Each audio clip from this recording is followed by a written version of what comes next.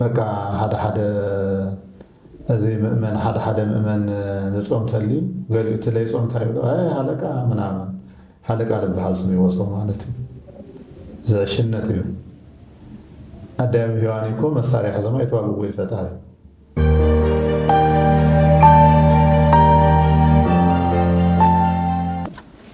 بسم الله وولد ومنفس قدوس أحد أملاك آمين طعنا هبلنا أبدأ وش تنتركوا تخطاتلتي فورتوشو لما أنتي أمن فساوي هوتنا بزح تمرتي كنا جنيه اللومينا إلا أمننا اللوم ممهر لابزي لاستيدونا كشاكرنا عدمنا يومنا أبونا أبزوادو تكراي كتماماجو هاجر سكت هم تمرتو كيف لخوينا من لقى الجلو مجاوي آلاف زر أداوي تحلوف مسحنا أستوديونا يجنيو ساعتنا أخيرهم لابزي لاستوديونا متيهم بسمين بسمتين هالكتناي كمسكنكم يفاتي الشيء بسمع وولد ومنفس قدوس أحد أملاك آمين تفتلتي أمنت أرثوذكس تواهدو بيتكريستيان كل العالم زلهم نايزم زيازي تفتلتي سلامتنا يصحهم نايزم ديا سوانا دما أوزي أخيركم ثلاث صواعوني ألباوي مسكنا يغرر أشمو أبونا خزي حزنا يوم إنا تياكيتات أو نجار مريم لا تكورو تياكيتات يوم مجمريا غير كتياكم لدلي هم أرثوذكس تهادو بيتكريستيان سلامي بيتاتشن وداسي التصحفوا مصحفتو إني أويبل إذا مالت تزس تايل مالت دلي يوم وما بدنا بقدس نقول مريم اسم استدرسوا استصحافوا بأندمتا بقئز بستفل عليه قوانقوا بمحرنيا يكون بتقرينيا أو كل العالم تفتلتي أمنة أرثوذكس زتقاموا لهم ممران قدس بيتكريستيان ممران دما نسعبت أمنتهم من أرثوذكساويان زمروا لهم بأندمتا قداسي مريم كم تأمر مريم نجر مريم زامسلو أرجان بزحات وزترفة بزحات ياو بننا بقدس نقل مريم سم زتدرسوا بزحات مصحفتي يركوا بيت كريستيان نازو مصحفتس تحسوا من علامة أمها تاي مثل تحسوا ياو توم مصحفتي دق سبات كم معار لهم كعماء مجدي لا صبوا مجدي نحن نروحوا منفساوي نجار نكم معار لهم نكم معار لهم نعمة تعيشنا نايدنقل مريم هندي لأكل أملاك كوان استعلم مريضو ولاية أملاك نغطوهن هندي زأكل خمس مرسع زوم مصحفت زيهم سمعها زركب بركات تقمو هندي زأكل مخانو سب كم مهارلو كتقملو مجد هوت حزو وكدلو تواهلو يو علامة زي ما تحسوا ياو تحسوا نبيات قدم سلا جنجر مريم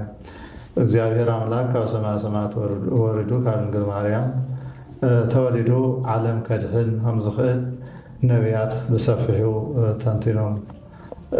ላተናገርዎ ክኾን እዩ ከምዝኾን እዩ ኣምላክ ክወርድ እዩ ካብ ሰብ ክውለድ እዩ ኣብ ምልዕተ መስቀል ተሰቂሉ ዓለሙ ከድሕን እዩ ላበሉ ተናገርዎ ድሓር እንደገና ድማ ሃዋርያት ድማ እቲ እትነገረ ትንቢት ተፈፂሙ ድንግል ማርያም ካብ ድንግል ማርያም ኣምላክ ተወሊዱ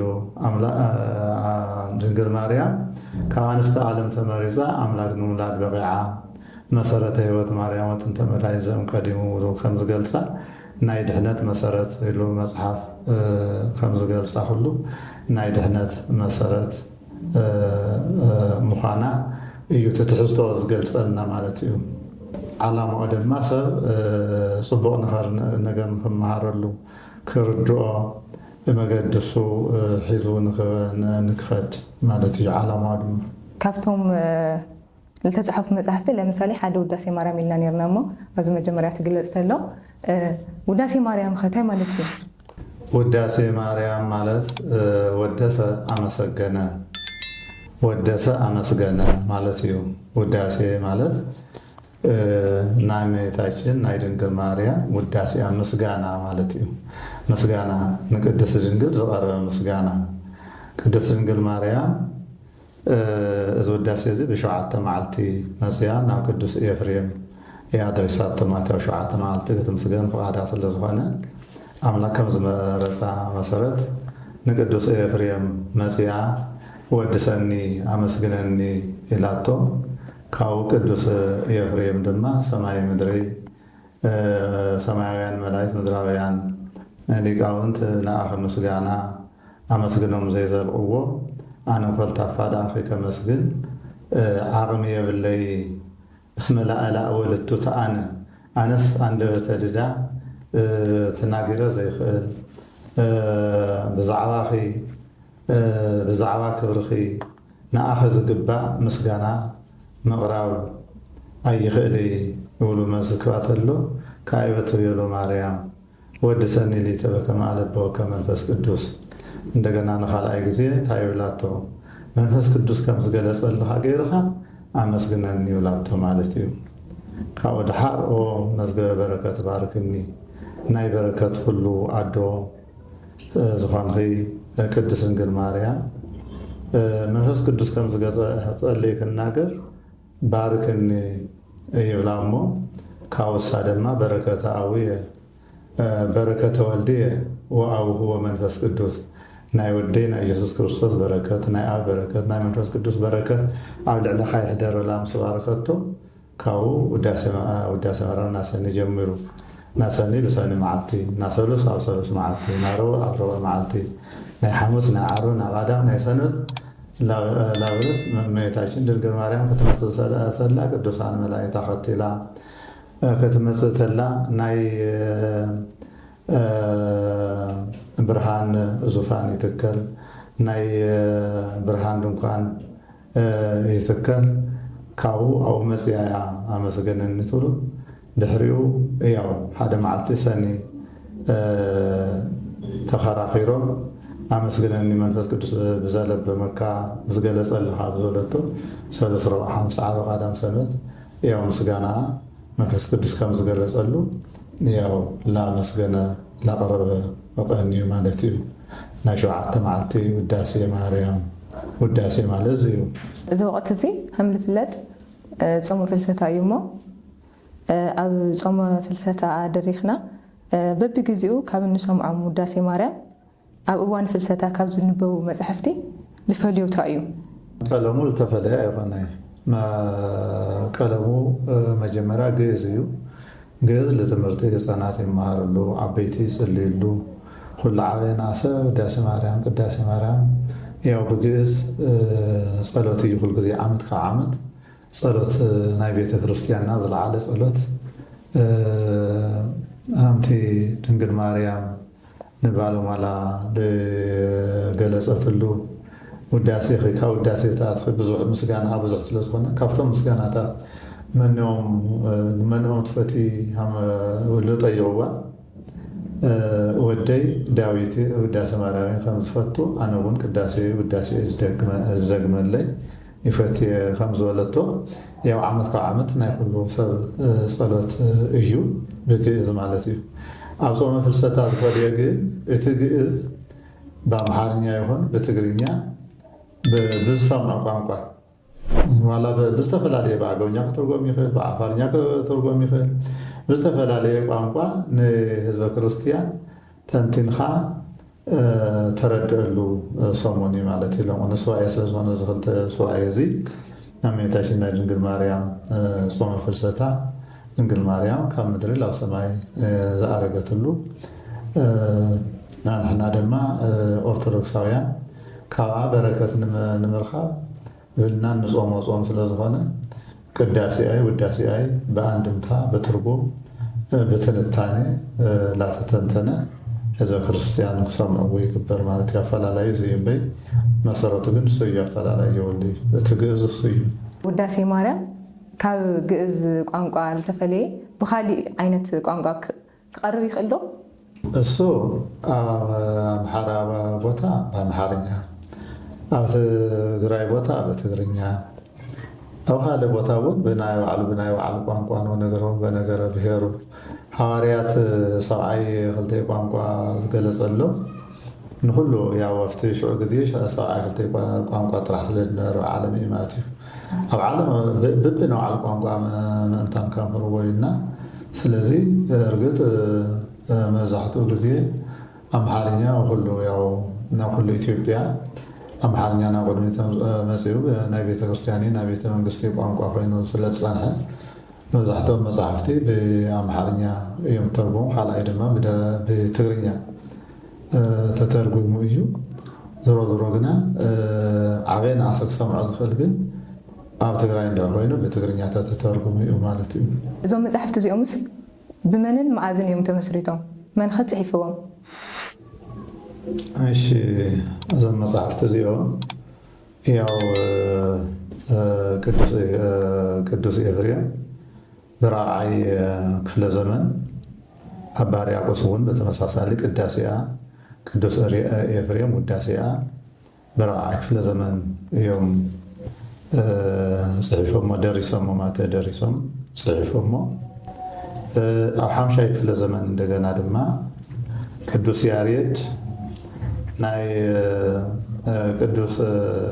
ኤፍሬም ካብ እንሳ ኣባ ሕርያቆስ ካብቲ ዝነበረሉ ናብ ኢትዮጵያ ኣክሱም ማይክራ ኣብ ዝበሃል ቦታ ፀዊዓ ምፅኣቶም እመቤታችን ድንግል ማርያም ቅዱስ ያሬድ ድማ ብዜማ ኣባ ሕርያቆስ ናይ ቅዳሴ ዘርኢ ንቅዱስ ያሬድ ላተናገረ ቅዱስ ያሬድ ብዜማ ቅዱስ ኤፍሬም ውዳሴኣ ላነገሮ ብዜማ ኣደረስዎ እዩ ማለት ብ5ይ ክፍለ ዘመን። ኣብ ዳ ሕዝቢ ድማ ኣንቀፀ ብርሃን ስተነ ዘርኡ ይኹን ዜማኡ ቅዳሴ ድማ ናይ ድንግል ማርያም ቅዳሴ ብዜማ ደሪሱ ናይ 13 ቅዳሴ እውን ያው ጠቕላላ ናይ 14 ቅዳሴ ብዜማ ደርስዎ እዩ ማለት እዩ። ናይ ዜማ ባለቤት ቅዱስ ያሬድ ስለዝኾነ እና ብራብዓይ ክፍለ ዘመን ብ5ይ ክፍለ ዘመን እዮም ቶም መብዛሕትኦም። በተለይ ቅዱስ ኤፍሬም 14,000 ድርሰታት ተደሪሶም እዮም። ካብኣታቶም ግን ቅዳሴ ማርያም ውዳሴ ማርያም እዮም ናብ ኢትዮጵያ ዝመፁ እምበይ መብዛሕትኦም ኣብ ውጭ ዝቐረ እዮም ማለት እዩ። ድሕሪ ቅዳሴ ማርያም ድሕሪ ውዳሴ ማርያም ኣሃዝ ግዚኦም ዋግደ ጸጋከ መጀመርያ ድርሰት እግዚኣብሔር መፅሓፍቲ ናይ ምድራስ ተኸሎ ክህልዮ መንፈስ ቅዱስ ክገልፀሉ ይፅሊ ነይሩ። ድሓር ግን የመና በዚሕዎ ደርጋ ኣትሪ ለይቲ ዕረፍቲ ስኢኑ ኣሃዝ ግዚኦም ዋግደ ጸጋከ እዚ ጸጋኻስ ዕገተለይ ብጣዕሚ በዚሑኒ ክሳብ ልብል ኣሃዝ ግዚኦም ዋግደ ጸጋከ ክሳብ ልብል 14,000 ድርሰታት ደሪሱ ይብል ማለት እዩ። ካብዚኣቶም እውን ኣብዚ ናብ ኢትዮጵያ ዘይመፁ ብዙሓት ድርሰታት ናይ እመቤታችን ናይ ድንግል ማርያም ከም ዘለው ኣባ ዘጊዮርጊስ ዝብሉ በተመሳሳሊ ካብ ሊቃውንት ያው ኣብ ሰዓታቱ ኣብ እሴብ በጸጋች ዝብሎ ኣብ ብዙሕ ነገር ኣልዕልዋ ማለት እመቤታችን ድንግል ማርያም። እዞም ዝተፈላለዩ መፅሓፍቲ ስለ ውዳሴ ዝገልፁ ለምሳሌ ከም ውዳሴ ማርያም ናብ ኢትዮጵያ ኣትዮም ኢልኹምና ብኸመይ መልክዕ እዮም ናብ ኢትዮጵያ ኣትዮም? መዓዝ እዮም ከኣትዮም? ያው ብራብዓይ ብ5ይ ክፍለ ዘመን ድንግል ማርያም ቅዱስ ያሬድ ያው ብድጓኡ ንድንግል ማርያም ይኹን ንወዳ ይኹን ንቅዱሳን ጻድቃን ሰማዕታት ናይ ኣእላፍ መላእክት ንኩሎም ብዜማው ከወድሶም ተሎ ድንግል ማርያም ድማ ቅዱስ ኤፍሬም ኣባ ሕርያቆስ ካብ ዘለውሉ ቦታ ብደመና ኣምፅኣ ማይክራ ካብ ዝበሃል ቦታ ኣብ ቅዱስ ያሬድ ኣረኸባቶም። ቅዱስ ያሬድ እሳቶም ዘርእላ ነገርዎ ዜማ ደሪስዎ ብኡ ድማ ብኡሕ ዝወቃሪ ቅዱስ ያሬድ ኣሳሕፊርዎ። ሓደ ሓደ ኣካላት እዚኦም መፅሓፍቲ እዚኦም ኣካል መፅሓፍ ቅዱስ ኣይኮነ ይብሉ። እዞም መፅሓፍቲ እዚኦም ኣካል መፅሓፍ ቅዱስ ድዮም ኣይኮነ? ኣካል መፅሓፍ ቅዱስ እዮም። ኣካል መፅሓፍ ቅዱስ ናይ ምዃኖም ያዕቆብ አብርሃም ንይስሐቅ ይስሐቅ ንያዕቆብ ያው ወዲ አብርሃም ይስሐቅ እዩ ወዲ ይስሐቅ ድማ ያዕቆብ አርስተ አበው ዝበሃሉ ያዕቆብ ካብ ቤርሳቤህ ናብ ከነዓን ላኸደ መሺ ወፅሓ ዓሪዋቶ ኣብ ሓደ ቦታ ይሓድር እሞ ድሕሪኡ ኣብቲ ዝሓደሮ ቦታ እምኒ ደልዩ እምኒ ተተርእሱ ደቂሱ ኣብኡ ደቂሱ እናሃለወ ዝረአዮ ራእይ ኣሎ ካብ ምድሪ ክሳብ ሰማይ ትበፅሕ መሰላል ርእዩ በቲ መሰላል እሱ ድማ መላእክት ናደየቡ ናወረዱ ርእይዎም ኣብ ልዕሊ እቲ መሳልል ድማ ናይ እግዚአብሔር ዙፋን ተቐሚጡ እግዚአብሔር ድማ ኣብ ልዕሊ እቲ ዙፋን ኮይኑ ኣብ ልዕሊ ደው ኢሉ ኣነ እግዚአብሔር ኣምላኽ ኣቦኻ አብርሃምን ኣምላኽ ይስሐቅን እየ እዛ ንስኻ ኣብ ልዕሊኣ ደቂስኻላ ዘለኻ ምድሪ ንኣኻን ንዘርእኻን ክህባ እየ ዘርእኻ ድማ ከም ሕፃ ባሕሪ ክበዝሕ እዩ ንምዕራብን ንምብራቕን ንሰሜንን ንደቡብን ክትሰፍሕ ኢኻ ኩሎም ዓሌታት ምድሪ እውን ብኣኻን ብዘርእኻን ክባረኹ እዮም ኢልዎ እግዚአብሔር ማለት እዩ እግዚአብሔር እዚ በሕገ ልቦና ቀደም ያው ያዕቆብ ካብ እቲ ዝነበሮ ካብ ካራን ካብ ቤርሳቤህ ናብ ካራን እናኸደ መሺዎ ኣብ ዝሓደረሉ እዩ ማለት እዩ ድሕሪኡ ግን ተላዒሉ ካብኡ ዛቲ ኢትሆታ ለሰማይ ዘይትሃንጽ ቤተ እግዚአብሔር እዚኣስ ና ሰማይ ደገ እያ ና ሰማይ በሪ እዚኣ እያ ዘይትሃንጽ ቤተ እግዚአብሔር ኣብዚ ና እግዚአብሔር ገዛ ቤተ ጸሎት ክሰርሕ እየ መገዲ ጉዕዞ ላኸደ ስለነበረ ኣብ መልሱ ኣብ ምምላሱ ና እግዚአብሔር ገዛ ና ቤተ ጸሎት ክሰርሕ ከም ዝኽእል ቃል ኣትዩ ኸይዱ እግዚአብሔር ማለት እዩ ቦታ ድማ ሎዛ እትበሃል ነበረት ቤቴል ውልዋ ቤቴል ማለት ቤተ እግዚአብሔር እዩ እዚ ድማ ኣብ ዘመነ ሐዲስ ቅዱስ ኤፍሬም ክደርስ ተሎ አንቲኡ ተሰዋስው ዘርኤ ያዕቆብ እምድር ዘይበጽሕ እስከ ሰማይ هو እዚ ይቅርታ እንትን ምዕራፉ ዘይገለጽ ኩልኹም ዘይገለጽዎ ዘፍጥረት ምዕራፍ 28 ቁጽሪ 10 እዩ ዘሎ ማለት እዩ ዘፍጥረት እና ኣብ ዘመነ ሐዲስ ቅዱስ ኤፍሬም እቲ ያዕቆብ ድርአዮ ራእይ እንደገና ቅዱስ ኤፍሬም ሎ ይገለጽዎ ማለት እዩ አካል መጽሐፍ ቅዱስ እንውለ ዘለና እዚ አንቲኡ ተሰዋስው ዘርኤ ያዕቆብ ሰዋስው ማለት መሰላል ማለት እዩ እታ ያዕቆብ ዝርአያ ኣብ ፍኖተ ሎዛ ቤቴል ኣብ ዝበሃል ቦታ ካብ ምድሪ ክሳብ ሰማይ ትበጽሕ መሳልል ዝርአያ ስኺ ኢኺ ይብሉ ገተርጉምዋ ማለት እዩ መንፈስ ቅዱስ ገሊጹሉ ሳሙሃና ተረዲእዎ ማለት እዩ ሕዚ እውን መሰላል እመቤታችን ድንግል ማርያም እዩ ናብ እግዚአብሔር ንኽንበጽሕ መላእክት ለባሕና ክወርዱ እግዚአብሔር ላብ ምድሪ ክወርድ አንሕና ናብ ሰማይ ከነዓርግ መራኸብትና መሰላልና ድንግል ማርያም እያ ማለት እዩ ስለዚ ያዕቆብ ዝርአያ መሰላል ብትንቢት ኮይኑ ፍጻሙ ቅዱስ ኤፍሬም ተርጉምዎ ማለት እዩ ካልኣይ እንደገና ሊቀ ነቢያት ሙሴ ላብ ምድያም እግዚአብሔር ፀዊዕዎ ናይ ሓሙ ናይ ካህን ዮቶር ኣባግዕ እናሓለወ ናብ ደብሪ እግዚአብሔር ተባሂሉ ዝፍለጥ እምባ ኮርየብ ክበጽሕ ተሎ ኣብ ቁጥቋጦ ሃልሃል ተሓዊ ሓዊ ላነደደ ኣብ ቁጥቋጦ እቲ ቁጥቋጦ ምንም ለይቃፀል ወይ ናይቲ ቁጥቋጦ ቆፅሊ ነቲ ሓዊ ከየጥፍኦ ሓመልማሊዋ ነበልባሊ ብሓባር እዩ። እዚ ድማ ዘፀአት ምዕራፍ 3 ቁፅሪ 1 ኢና ንረኽቦ ማለት እዩ። ኦሪት ዘፀአት ድሕሪኡ ያው እግዚኣብሔር ተገሊጹሉ እዛ ዘለኻያ ቦታ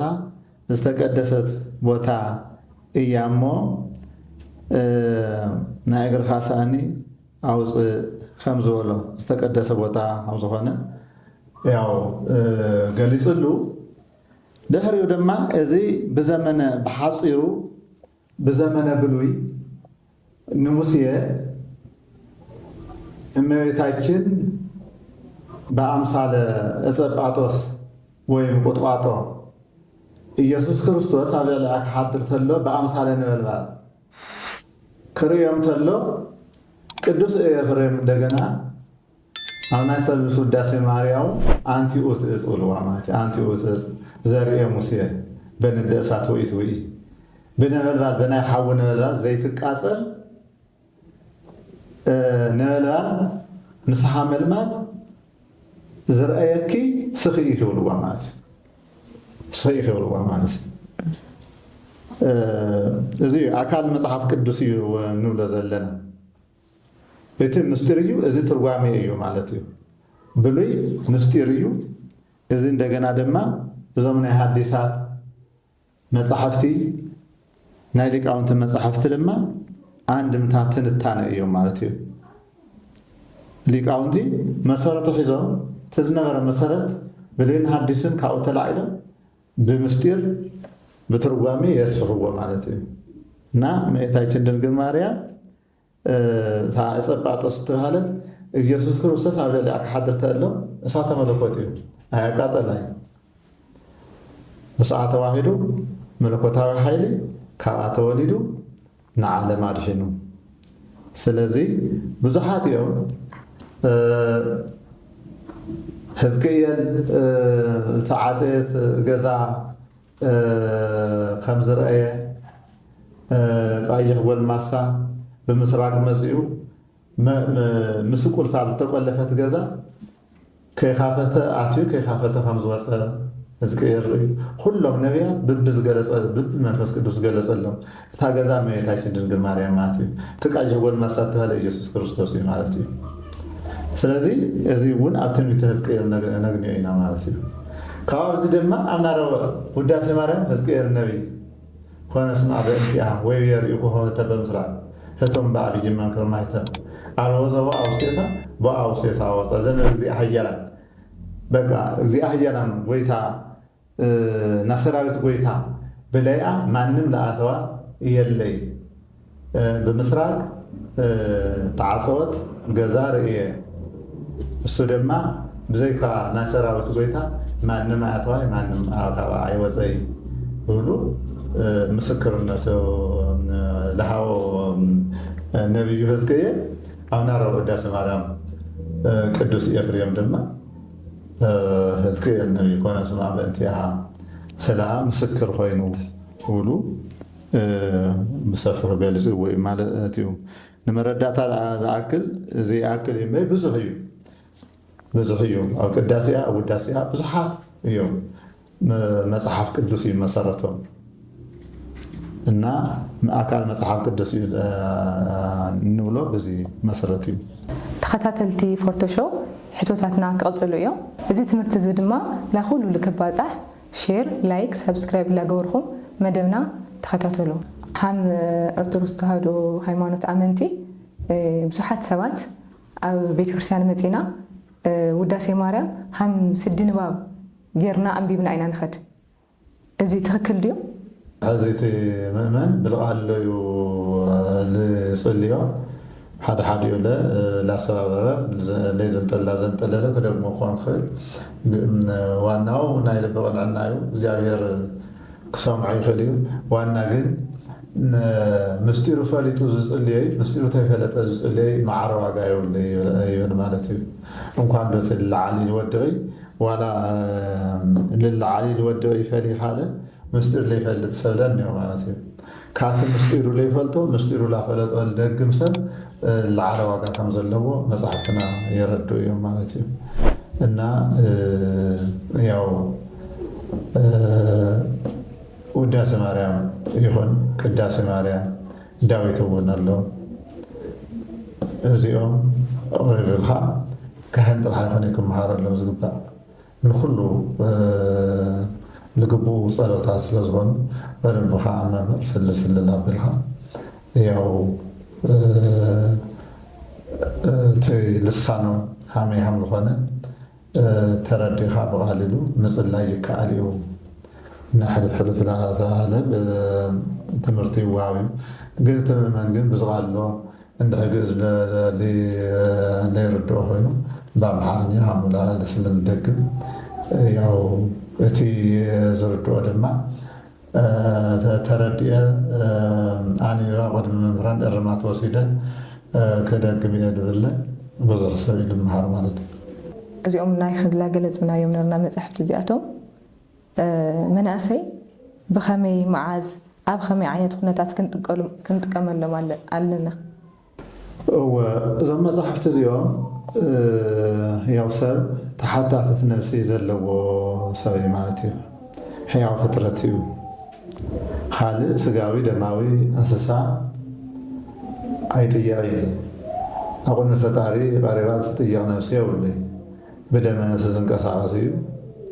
من وزح تتلوز طيّق له نجار يلي لك سبعة جن زيابير أملاك بعرايو بأمسايو يفطرنا فلذي استنفاسو كنسمع قال زيابير نا زيابير استنفاسيا نا زيابير قال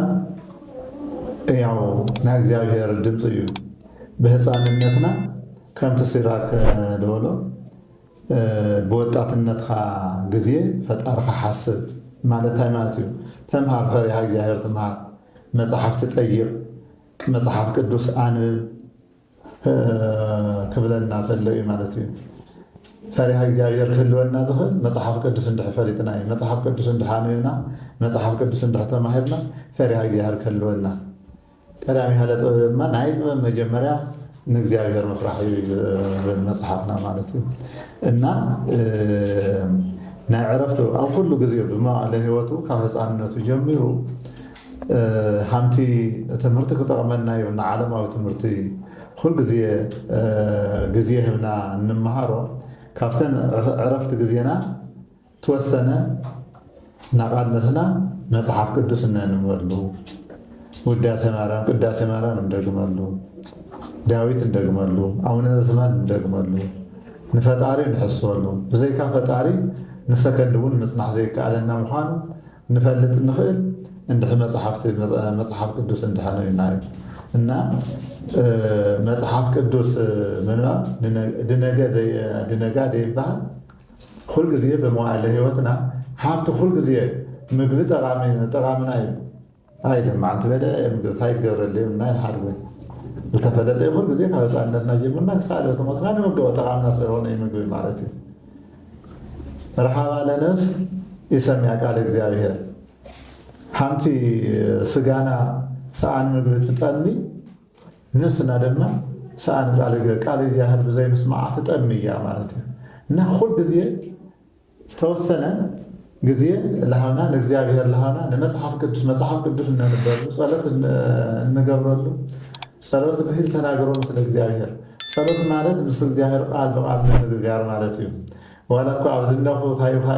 تايها دليها والمسوال ايها لنا ملس بتكبر يدبنا الله مالتهم عدمها منا كلنا كنولة لنا عدمه يبنا طعناها منا كنولة لنا طعنا يبنا ولادها منا كنولة لنا ولاد يبنا ملس بتكبر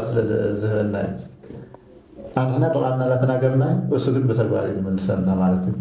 ስለዚህ ጸሎት ምስ እግዚአብሔር ቃል በቃል መነጋገር ስለዝኾነ ንጸሎት ጊዜ መሓዝ ጽቡቕ እዩ መጽሓፍ ቅዱስ ልምንማው ጊዜ መሓዝ ጽቡቕ እዩ ካብ ህፃንነትና ካብ 7 ዓመት ካብ ላዕሊ ወነ ካብ ዝገበርና ጀሚሩ ኩል ጊዜ እዩምበይ ብዙ ጊዜ እንውለሉ ነገር አይህልኝ ማለት እዩ